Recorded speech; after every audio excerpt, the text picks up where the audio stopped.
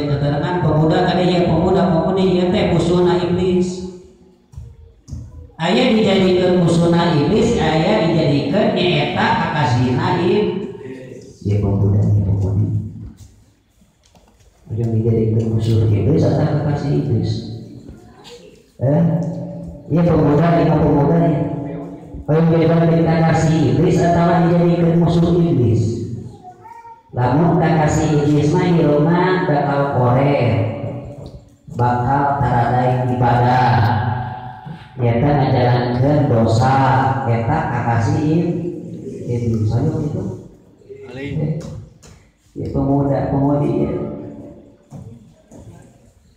Ari musuh iblis mah diantarisna mana tuh nyaeta jalma anu pemuda pemudi ahli taat ka Gusti timimiti balik nepi ka kolot eta musuhna iblis.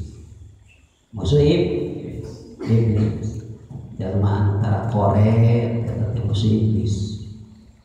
Anu sae akhlak eta musuh iblis.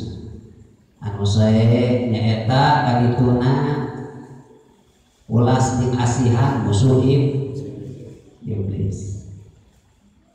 Eta teh umatna Kangjeng Nabi nyaeta putra putrina Nabi Adam alaihissalam teh sebagian keterangan. Dina saat anu ayeuna insyaallah simkuring bade ngabahas masalah naon nyaeta iman. Cenah tuh iman mah geus teu aneh.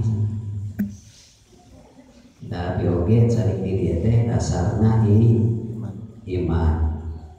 Abdi teh thalabul ilmi teh dasarna iman. Abdi teh daek taat ka Allah iman. Abdi teh daek sae jeung sasama iman.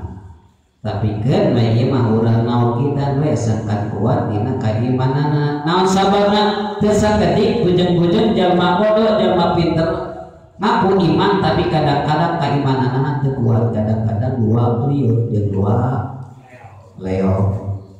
Aya nu kitu. Lain aya seueur ayeuna teh. Kadang-kadang kaimanana wani-wani dituturkeun kana barang anu teu pira, seueur nu kitu. Namun sababna teu kuat imanna jeung teu kuat keyakinan. Nah, kumaha